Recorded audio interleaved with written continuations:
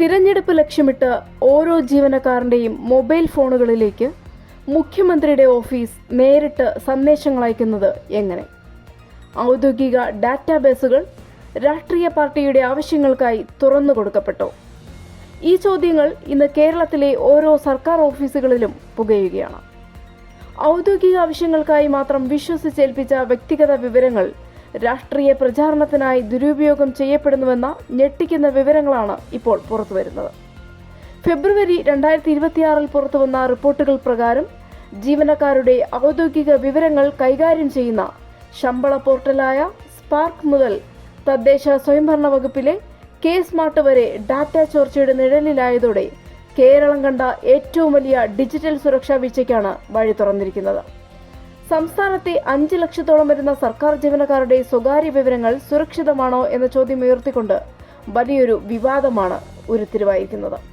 ഔദ്യോഗിക ആവശ്യങ്ങൾക്കായി മാത്രം നൽകിയിട്ടുള്ള ഫോൺ നമ്പറുകളിലേക്കും ഇമെയിലുകളിലേക്കും മുഖ്യമന്ത്രിയുടെ ഓഫീസിൽ നിന്ന് രാഷ്ട്രീയ പ്രചാരണ സന്ദേശങ്ങൾ അയക്കുന്നതാണ് പുതിയ ആശങ്കകൾക്ക് തുടക്കമിട്ടത്.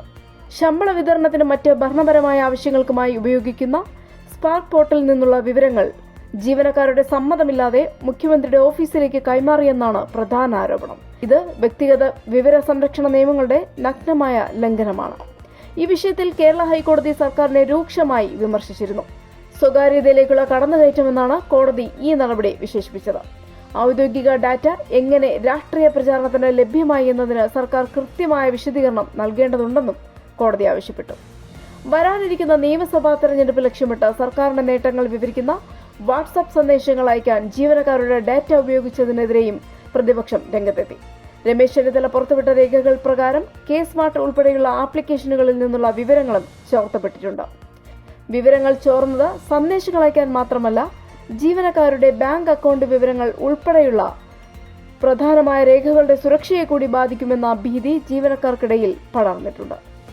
പൗരന്മാരുടെ സ്വകാര്യത സംരക്ഷിക്കാൻ ബാധ്യസ്ഥരായ സർക്കാർ തന്നെ അത് ലംഘിക്കുന്നുവെന്ന ആരോപണം ജനാധിപത്യത്തിന് കളങ്കമാണ്. ഡാറ്റ ചോർച്ചയെക്കുറിച്ച് നിഷ്പക്ഷമായ അന്വേഷണം നടത്തുകയും കുറ്റക്കാർക്കെതിരെ നടപടിയെടുക്കുകയും ചെയ്തില്ലെങ്കിൽ ഡിജിറ്റൽ സംവിധാനങ്ങളിലുള്ള ജനങ്ങളുടെ വിശ്വാസം പൂർണ്ണമായും നഷ്ടപ്പെടും. Like, share, subscribe.